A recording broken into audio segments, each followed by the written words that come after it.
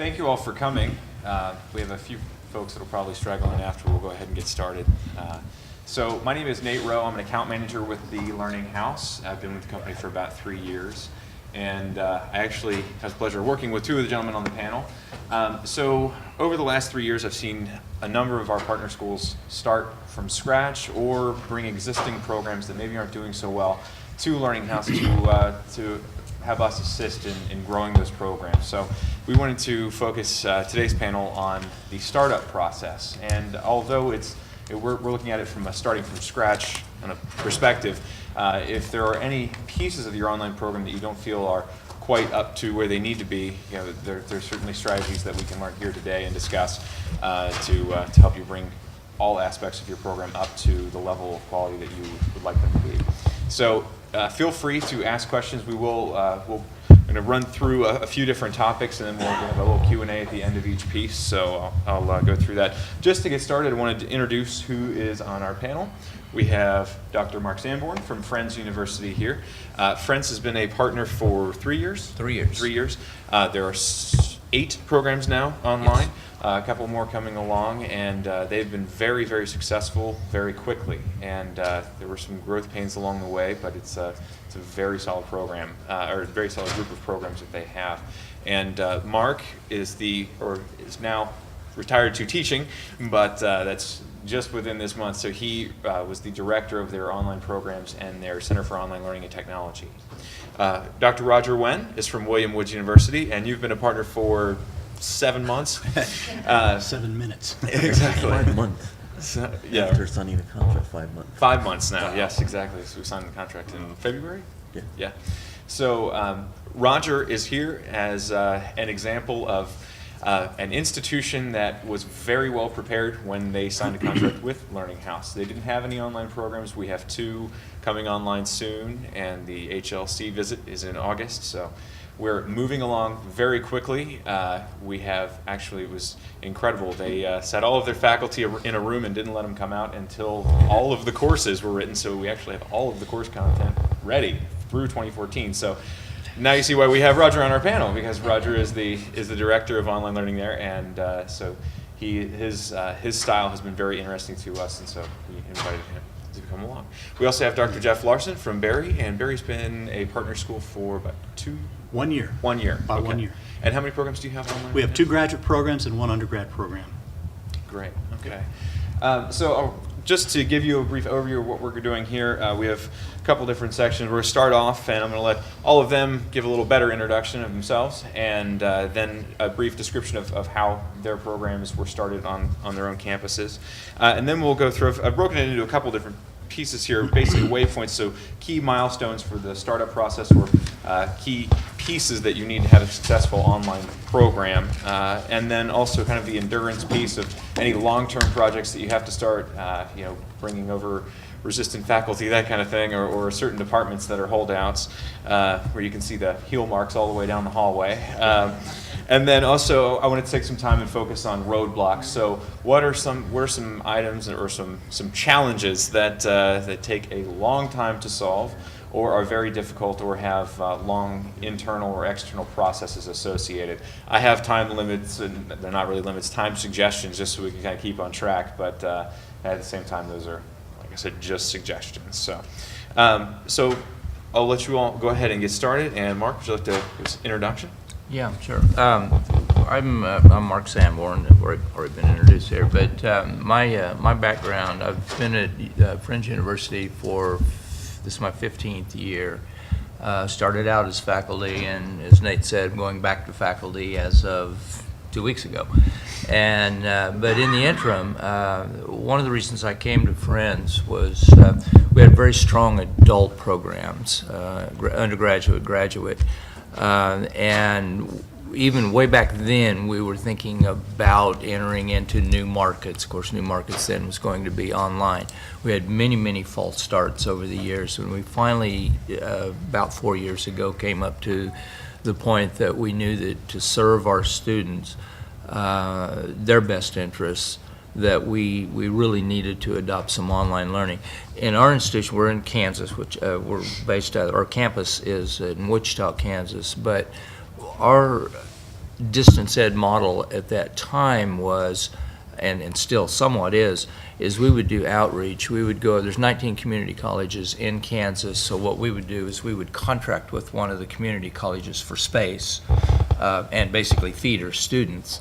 And we would go out to these community colleges in these rural areas, primarily rural environment, and we would offer programs, cohort-based programs, primarily undergraduate. We'd get a few cohorts of the undergraduate taken care of, get them graduated, and then we'd come in and offer graduate education at those. It's a very expensive proposition. So our distance education model at that time was the instructors went the distance. We would drive out there and literally spend, some of us would spend 4 and 5 days a week out of hotels and all of that. But over time, that got expensive. We would also tend to saturate markets where we would just never quite get enough students for a cohort to go. And so that got very expensive. And then as online learning developed, we closely monitored this. Then we started thinking about that as an opportunity so that we could reach those students that were out there, because they were very underserved populations. And then when we got serious about it, we started working with Learning House early on in the process. From that point forward, they were just wonderful from the beginning and still are now, and really have gotten us to where we're at with the amount of undergraduate and graduate programs that we have. And we have more programs scheduled to come online this year. So, Roger? My name is Roger Wen. I'm the tenure faculty actually with the William Woods University. This is my 9th year. And this is also my 7th month as the Dean of Distance Education. So William Woods University is similar to Friends University, that we're cohort based, and we have a lot of sites out there in the state of Missouri. We started out probably the highest time we have about 90 different sites around the state of Missouri, and then it goes down to like 75, 70 plus. And so that kind of shows the saturation of market. And so the whole university, every division, every department has been talking about the online learning, even on our strategic planning. But there's no leadership there, and so they want somebody to take care of it and to kind of push it. So I'm the one. And so later I can share with you as far as when I first started, which is December the 17th, and we don't have nothing. We only have talks. We don't have nothing. So later, if you're interested, I can share more how I get here. So. Well, you're in trouble. I'm Jeff Larson. I'm from Barry University. I'm the Director of Distance Learning for the adult and continuing education part of our campus. We're a faith-based institution, Catholic, private. About 5,000 students. The Adult and Continuing Education College has about 2,000 students. And so we're the college that's getting in trouble because we're breaking the paradigm on how we're moving forward in the 21st century. When we get to the part about roadblocks, we still have a lot of significant challenges down there with the culture and an institution that's very embedded in a very traditional Catholic way of delivering courses. But the Continuing Education College really has a nice segue to start breaking some of those barriers and reaching students and reaching adult learners specifically in an online format. And we've been with Learning House now for just about a year, and like everybody, we started with nothing. We literally started with no distance learning courses that were fully online. We did do the venue of a lot of blended courses, and of course we were one of the first colleges, I think, in Florida to start with correspondence back in the 70s and 80s, and that typical approach. So we needed to reach out to a partner, an e-learning partner such as Learning House, to provide us with the infrastructure, to provide us with the student support services, and of course to provide us with the faculty development services to get our courses up and running. We have, just in 1 year, developed 2 graduate programs online, a master's in public administration and a master's in administration.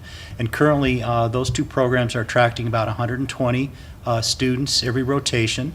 We run 5 rotations a year in a carousel model, and they are 8-week courses. And we can market and try to get our students through in about a year in one or a year in two rotations, which is the way we're going to go with our master's programs. We started a Bachelor's of Science in Emergency Management that we're going to be putting online. In just 4 weeks, we've got the courses ready to go, and our fall A rotation will start August 13th. When we get down to roadblocks, we can talk about the distribution or the general ed courses. That was quite a challenge for us, and I'm not sure we're going to be moving more in the undergrad program area in the near future. That was a lot of work for us, but I think our niche will be to slowly develop some additional graduate programs. But you know, you just have to look. You have to look forward.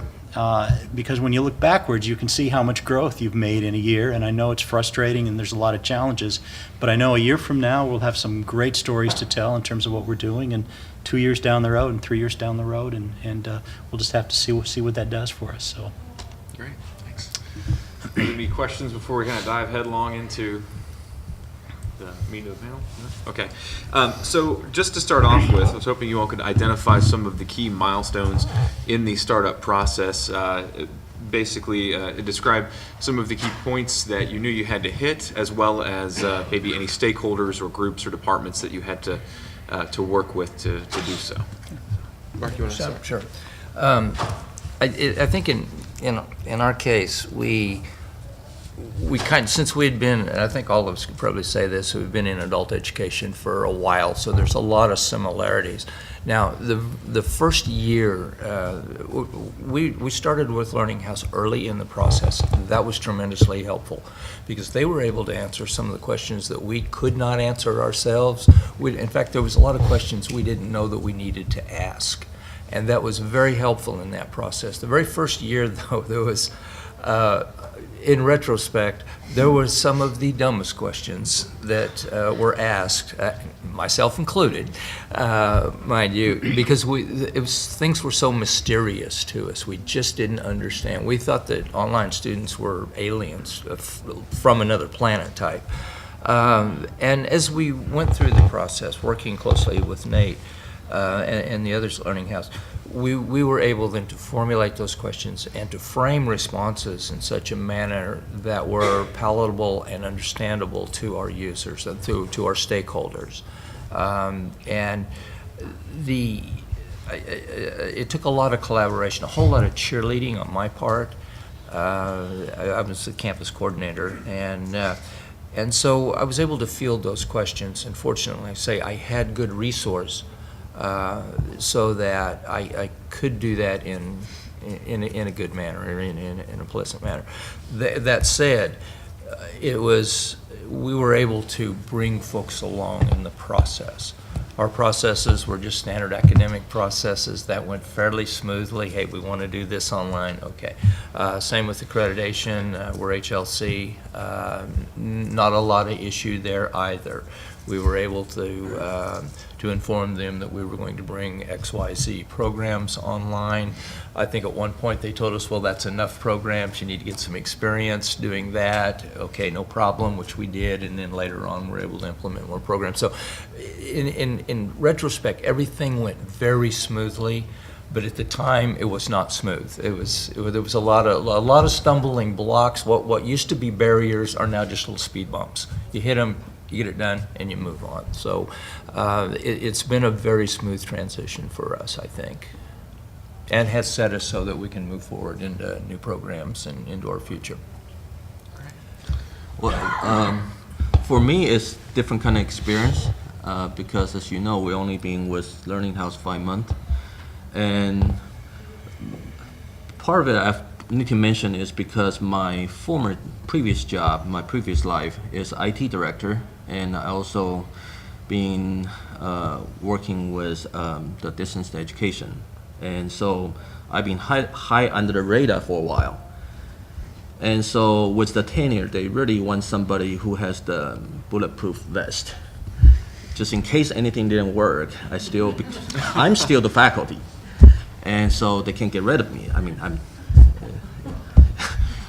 so really, but that's not really the important things for me. For me is I have the experience. I know the environment, and so the key milestone for me is within this 7 months, the first thing actually within first 30 days, I do the needs assessment on my own with my own organization, and who is the one making the noise the most?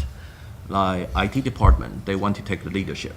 Some of the division, like Management Information Science division, a lot of the faculty, they want to take the leadership.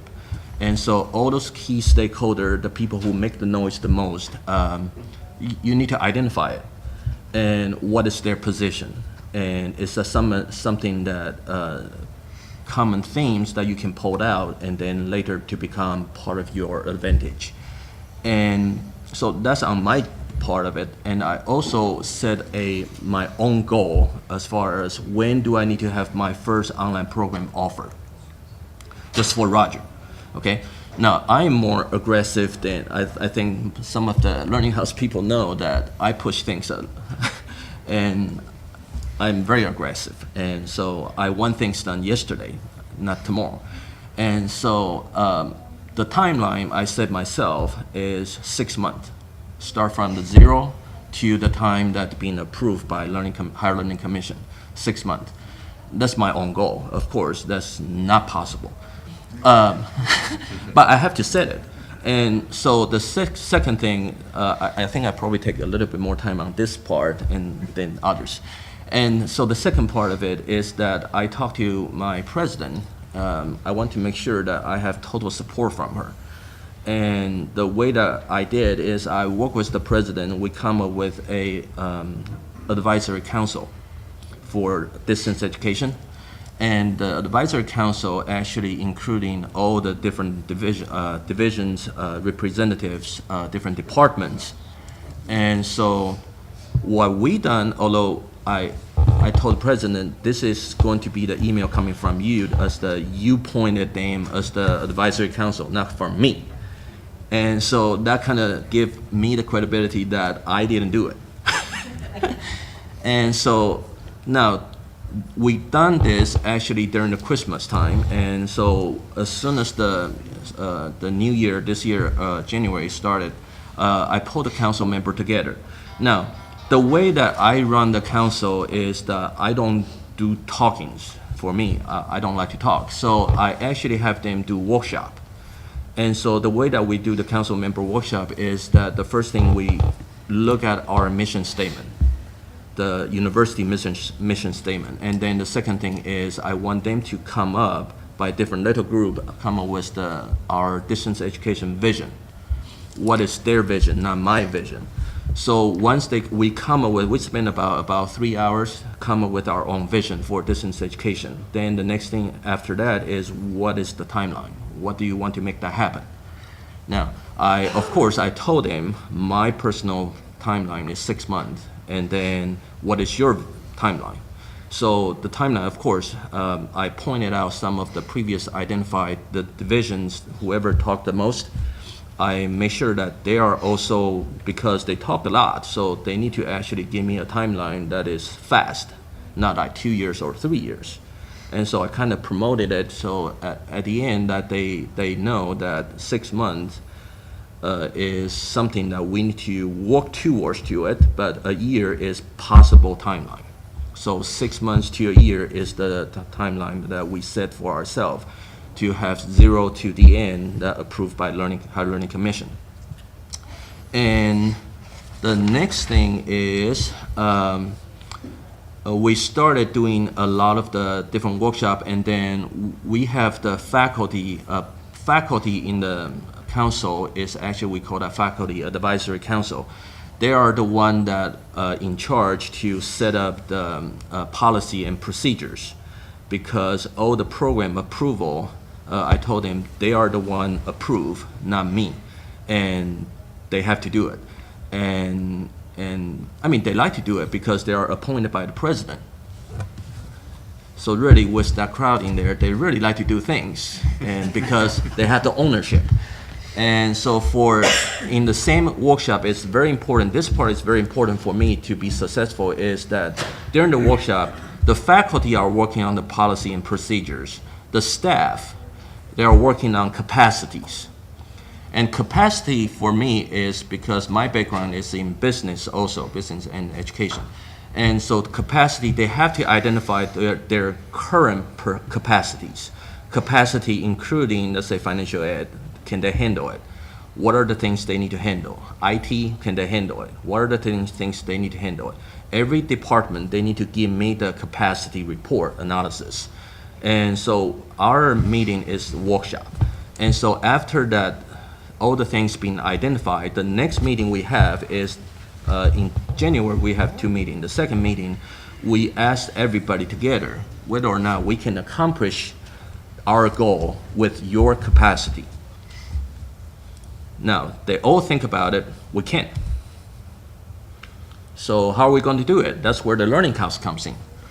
So IT, of course, they have their own contact. They contact their people. And for me, I just go out and Google search and then come up with a lot of company, and Learning House is one of it. And Ginger is right there.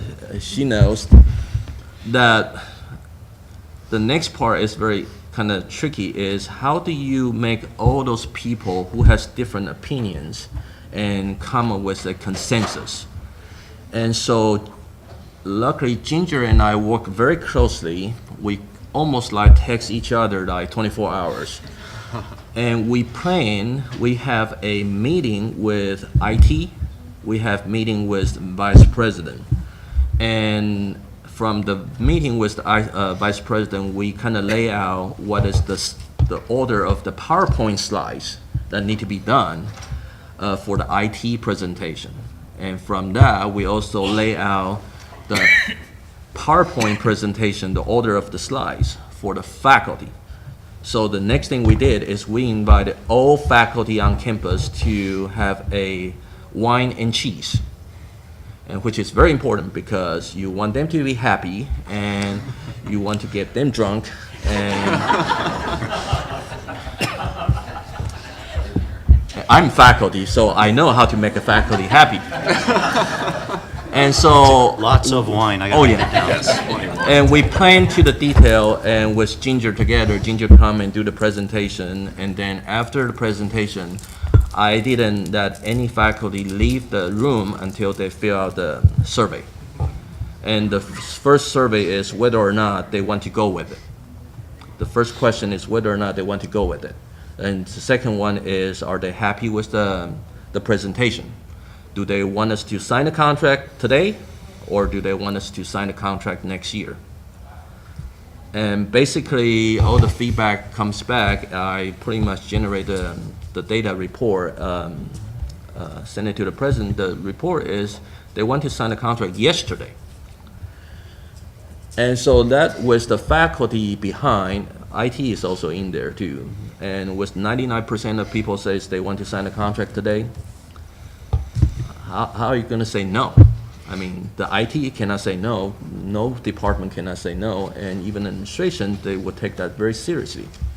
And so that's how we actually signed a contract, the end of January to early February. So we only take a month, start from the zero to sign a contract. And that's pretty much it. And so after we signed a contract, we started doing the curriculums, because the faculty already got a procedures and policy. So different division bring their proposal. And so we have 3 programs proposed, faculty approved, 2 programs to go online. One is Mastery in Education. The other one is American Sign Language Interpreting. What was that? American Sign Language Interpreting, English Interpreting. And so these 2 are the program being approved by faculty. And as you know, faculty, sometimes you don't have the same, administration, sometimes you don't have the same ideas from the faculty. So how are you going to bring the faculty and administration together? So that's where the Learning House comes in.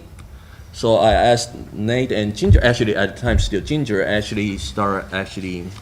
their marketing people actually pull the marketing report, research analysis for us. So apparently their result and our recommendation are exactly the same thing, same 2 programs. So of course the administration say, yes, those are the 2.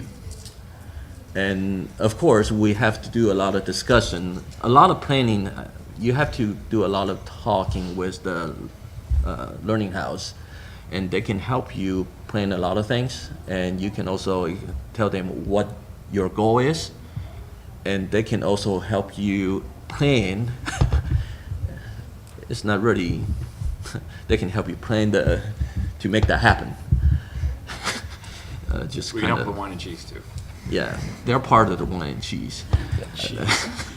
And so once we have those two approval, then the next thing we did is that's where Nate mentioned about we have all the curriculum done, is because I invited the adjuncts and the faculty who are interested for those two programs to come in, and we pay them separately to work on the curriculums. And yes, we did lock them in the room and tell them, you have 1 day to work with your partner.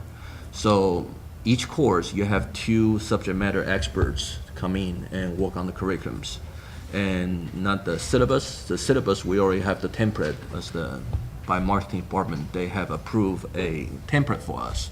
So we use the master course template philosophy that each course will have a template.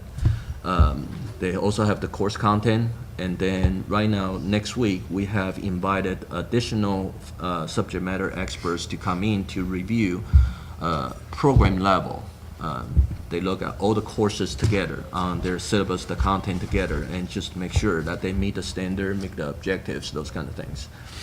So that's pretty much, and so we already sending the change request is submitted in March. So the 3rd month, we send in the change request and then schedule the visit. And if I have my way to work with the Higher Learning Commission, I will ask them to come during the summer.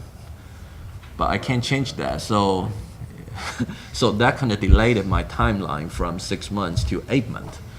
And so Higher Learning Commission is going to come in August. And so right before the first week of our semester starts. So we're hoping that everything goes well. Do you have any wine left over? Oh, we're gonna have wine there too. Alrighty. Sorry, it takes too long. No, that's great. I'll just make a comment that Roger made, and that is in terms of councils. We have to have our programs and our courses approved through an undergraduate council and through a graduate council. It's easier to get our courses approved for online through the graduate council than it is the undergraduate council. But we feel it's really important to have complete campus integration of what we're doing, even though we're in the College of Adult and Continuing Education. So we have members of our council from all different parts of the college. We kind of looked at it in terms of knowing that when we went into this, we wouldn't have all the answers. And it really was going to be a work in progress between everybody at the university, including the students. And we're going to learn from our mistakes, we're going to learn from our students, we're going to learn from the administrators, and we're definitely going to learn through Learning House. So I think our whole idea was that we were just going to move our 2 existing graduate courses that we knew we wanted to target for online. We were just going to convert those to online courses. We did not want to get in the business of designing or developing new courses, because that was a whole new procedural acceptance policy through additional councils, and so that was easy for us to do that. And we just worked with the Learning House staff in converting those courses over to an online environment. I think the phase 1 was, we were very excited about moving courses online and getting them placed in Moodle. And then, of course, we needed to start figuring out how we're going to train faculty.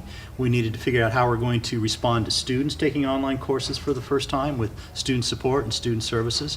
And then, of course, we were very concerned with course quality. So we're really kind of in phase 2 of this whole operation now, where we're putting into place, after 8 months, those essential core components that we did spend some time on initially, but now we're really digging deep into that and making sure that we're meeting the needs of everybody involved in the online process. And then from that, we're also developing tons of questions that are coming out, and we're getting into issues that we never thought we'd get into, like state authorization, accreditation, learning management changes and edits, and how do we deal with collective bargaining issues and a strong faculty senate, and those kind of things that we never could have predicted what some of those questions might have been. We knew there would be some challenges along the way. So, we're kind of like Mark too. We're just picking up the pieces as we go, and we're doing a pretty good job, and we're learning a lot from our actions and our mistakes, and we're getting quite a bit of support from Learning House. So, Great. yeah. Are there any questions so far? No? They're answering all of them? Great. Yes, I'm just curious, between the three of you, before you actually launched into specific programs, did any of your academic units have, were they dabbling in like hybrids where maybe an instructor would have gone out and grabbed some off-the-shelf LMS to put out a syllabus or some handouts or some website links and things? And the reason I ask that is because I know what's true of us has been true of other schools. They find out when they get ready to go full bore into a program that they've got disparate LMSs all over the campus. We had 5, I think, on campus at one time. And then reeling all that in was a real hurdle. And one of you could speak to that at some point if you've ever dabbled, if you've ever had to confront that. I'll say something just really brief. We were a Blackboard shop, and the university still is a Blackboard shop. We'd had no fully online courses at all, but we had a lot of instructors doing the web assist or the hybrid approach. And our challenge was we have 17 satellite institutions throughout the state of Florida. And so there was a lot of that. We had lots of different variations, although we only had one course management system. We weren't very happy with Blackboard because the university wouldn't support a fully online modality for us with Blackboard. So when we went with Learning House and we had to use a whole new course management system, that actually was a good thing for us because it gave us consistency and branding and configuration, and it was one entity we could deal with rather than two. And so we did require all our faculty who had blended online courses that were going to be part of the new fully online courses. They had to move their courses from Blackboard over to Moodle, but we helped them with that. Learning House did as well. But I think that's a big issue with a lot of institutions is all the different course management systems, but we just focused in on Moodle, and so it was a good thing. Initially, the faculty thought it was too restrictive and they wanted more say in what course management system they could have, but when that dust settled, I think we're just glad we're focused in on Moodle. And it could be Sakai or it could be Blackboard, it wouldn't matter, but for us, just having that one course management system was really important. We were very fortunate too. We were also a Blackboard shop, and it was just, we were getting very dissatisfied with it. It was very expensive. So we had that nice convergence of knowing that we needed to do online, and we also needed to change LMS. So yes, we did have a few courses. It was more volunteer that were in a blended sort of a format, but when we went with Moodle, that was a game changer for us. And now we have a consistent. We still have Moodle, which is hosted through Learning House, for our web assist, and then we have, of course, the Moodle for online, which is very nice in terms of a self-training sort of component and a recruiting for faculty sort of component, because these folks that are more entrenched as an on-ground web assist sort of a person now become very fertile grounds for us to recruit for our online instructors. Thank you.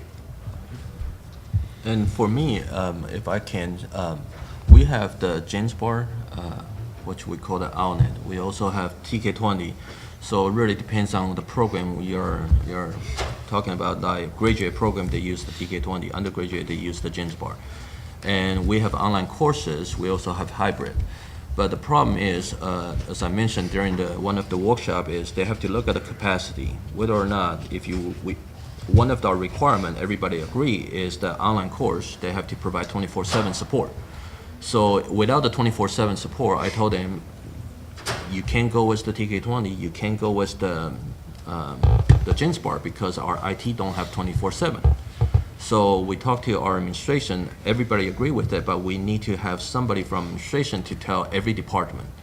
And so actually president called a meeting, and then we decided that yes, all the online course have to use the Moodle, start from January 2013.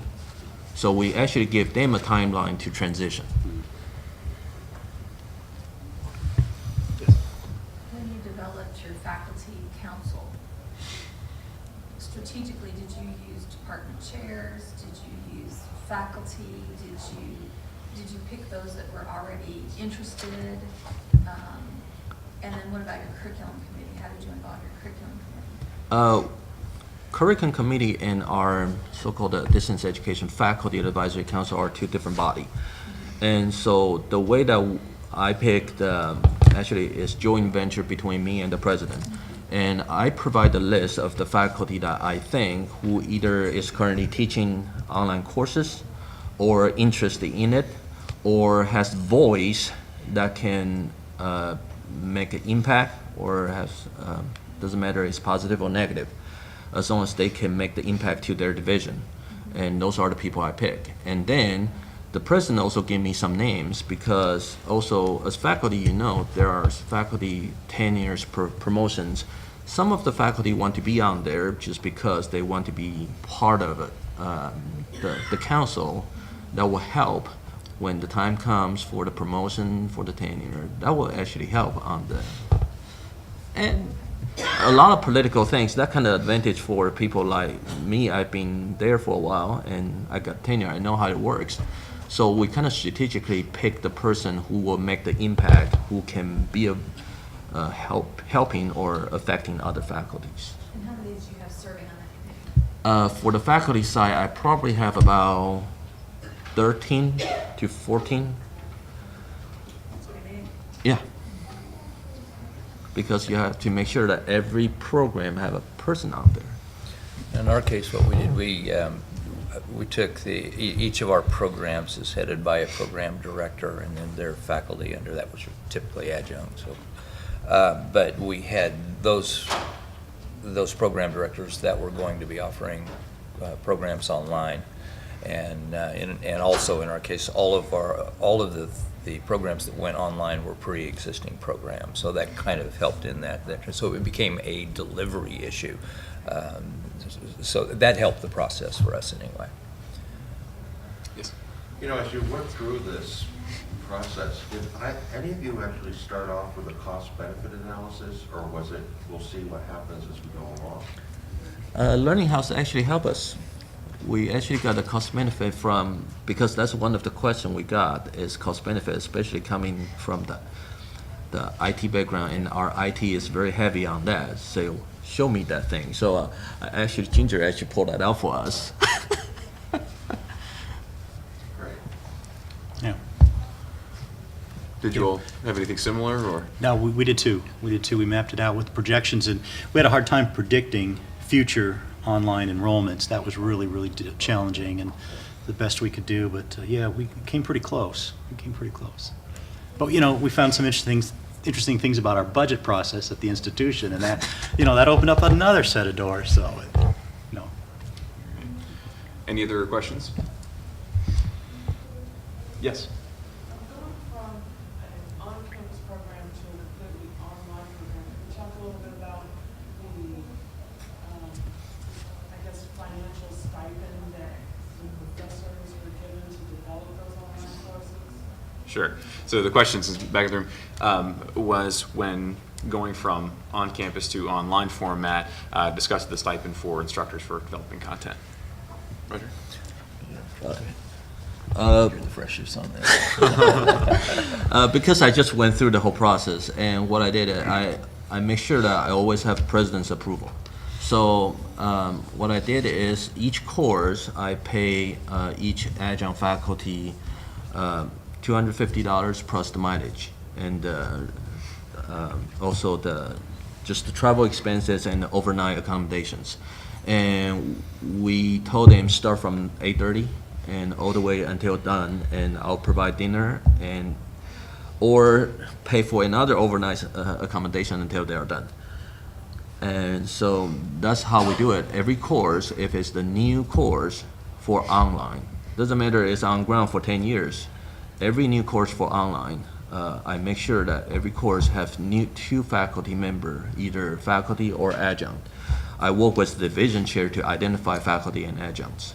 And so 2 faculty for each course. And then after it's done for every course, I also pay another stipend for the 2 faculty or adjuncts to come in for the program review. We're all similar, right? Yeah, we're similar in ours in that what we've done, what we will provide, it'll typically be an adjunct that's doing the course development or conversion.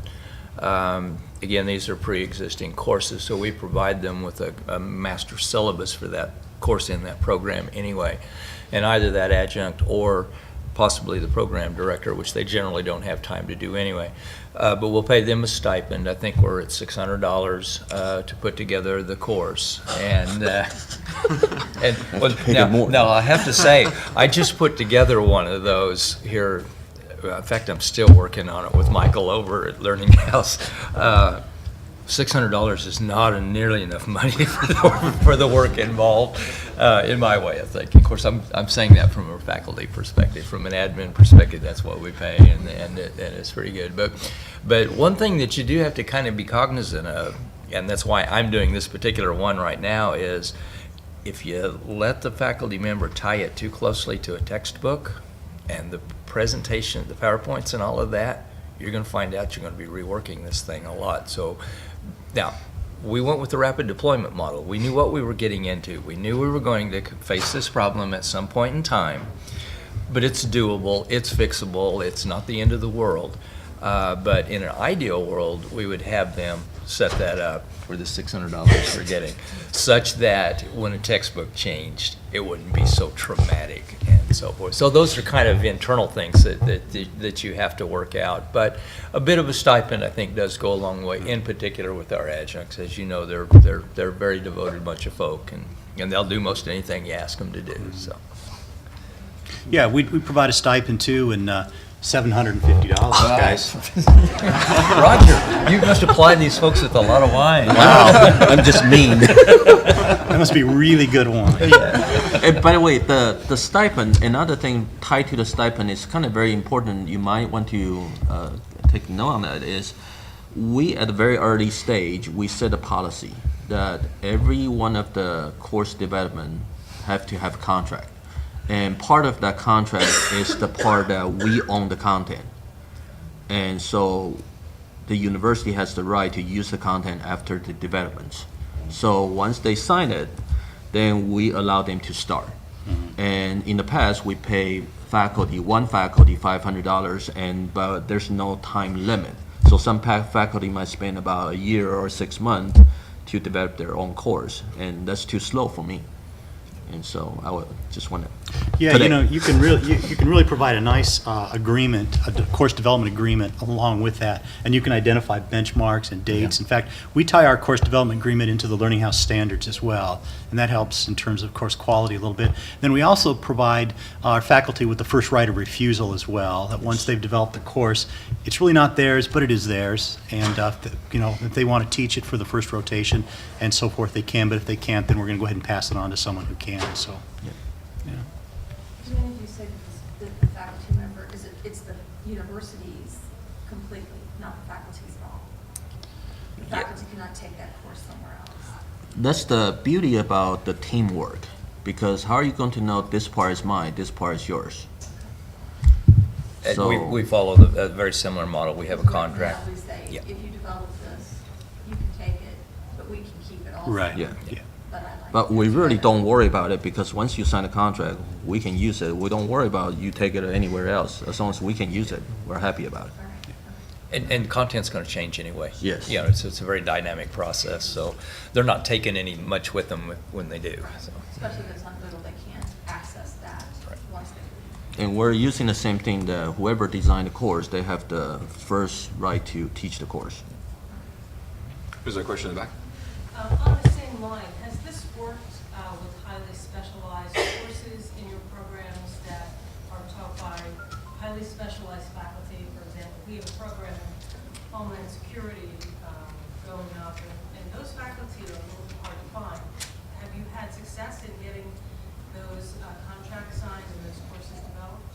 Oh, We actually will, I don't want to say outsource, but we work with our academic coordinators and we'll provide subject matter experts. We have the same issue going on with our Bachelor's of Science in Emergency Management, or BSEM program, and we're looking for specialists with PhDs in that field to design these courses, and that's tough, but we're finding them, and a lot of them are from across the country. We've got one person who's in Japan right now that's actually designing a course for us, and we keep them under the same contract as a faculty member to design a course, and they have the same agreement. We'll contract this person out to teach that course if they'd like to as well. But Did you use the Learning House contacts to help find that person? no, we went through our own internal search process and alumni and that kind of thing, and who knows who and that whole network thing. But And for our undergraduate, because it's the American Sign Language, which is really highly specialized, and so we actually reach out to the company who provide the interpreting service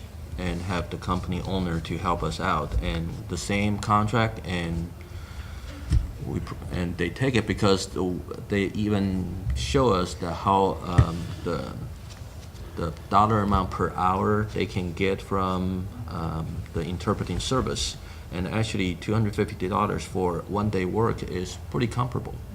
And also for the master education, we have superintendents from different school districts to help us out as well, and they all agree with it. We don't have any problem with it.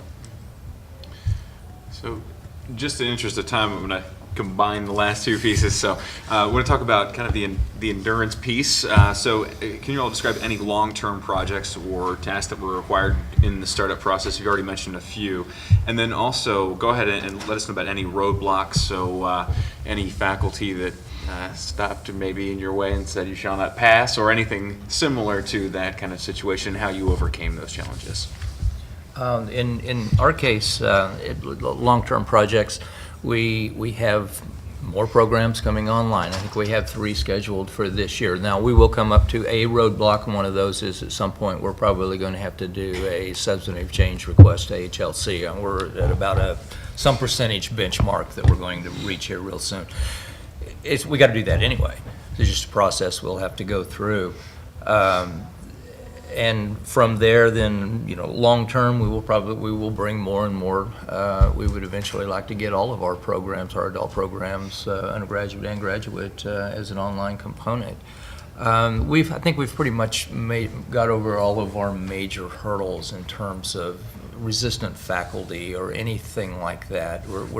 We are now entrenched. I think what helped us the most was that these programs already existed. And so we had already got through that part of it. Now it's just the delivery component. And after 3 years, we're pretty well there, I think. So it gets better as time goes on. That's the point to that, and that's to be expected. And for us, the short term, of course, is to get a license to drive the car, and which is to get the Higher Learning Commission's approval. But for me, the long term is to continue to have the quality control, because I'm also, before this job, I'm still doing it, is I handle the assessment system. So assessment to me is a big piece. And so continue to have the quality assessment and making sure that it's consistent with the on-campus program. That's kind of very important. And personally, I like to have our 100% approval within 2 years, if all possible. The roadblock really, one of the roadblock that I really have is to find out all those 1.5, because when you move from point A to point B, there's always something in between. The A dot B is missing, and nobody want to do anything to it. And because, as a lot of you know, the university silos, everybody have their own department, and from transition from one department to the others, online education, I want to be fast. And so how are we going to make that happen? That's where the 1.5 comes in. I either have to make that happen or have to talk to their boss or talk to their boss, and that's where the politics comes in. You have to be friend with their boss and have their boss to reason with them. You don't want to be the bad guy. You want to be a go-to guy. yeah. Y'all remember the comic strip Pogo? Yeah. We have met the enemy, and he is us. Yeah. I think our biggest challenge is institutional. I mean, our faculties are excited to teach online, and they're at more than any other time, they're really ready to embrace change. I think a lot of them are excited about technology and just a whole different way of doing things.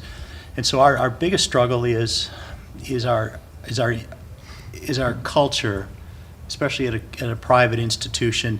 We have a pretty high tuition set point too in the state. I believe we're the third highest revenue or third highest tuition price point in the state of Florida, which is fairly expensive. And we're surrounded by our state colleges, St. St. Pete College. These were all community colleges just a few years ago. Now they're four-year institutions.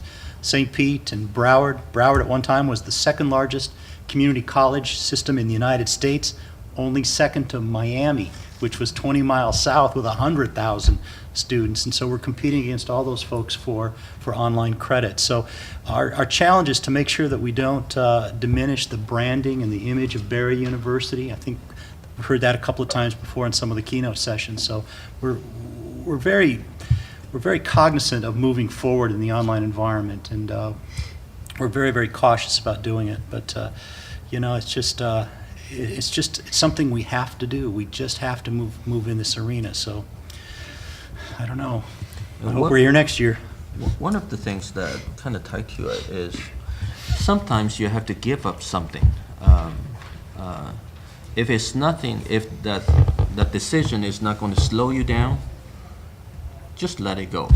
Like sometimes the CFO there they might have their own idea as far as what is the tuition rate.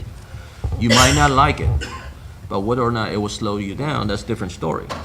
You can take care of that later. And some of the things that IT decided, if it's not going to affect me, if it's not going to affect the operation with the Learning House, I let it go. And you only pick the fight that is really going to be a roadblock. I mean, if it's just the air conditioning, you can handle it. I just wear the jacket. And I'll agree with that. Things are very chaotic in the beginning, but they stabilize, and they're much easier. And you choose your battles, and you just do it incrementally, and it gets better and better and easier, and because it becomes, at some point it will become routine, and that's I think the point we all want to be at. And they will realize that too. Yeah, sure. So what other questions do you have? Are you experiencing any challenges in your own institutions? If one in the back here. One item came up with a question of, do you need to tie a course, an online course, to a specific textbook? Or with all the information that's out there, is there any movement toward, and I relate it to the point that was brought up about when you tie a course to a certain textbook, that you're going to have to do a lot of change, which is true.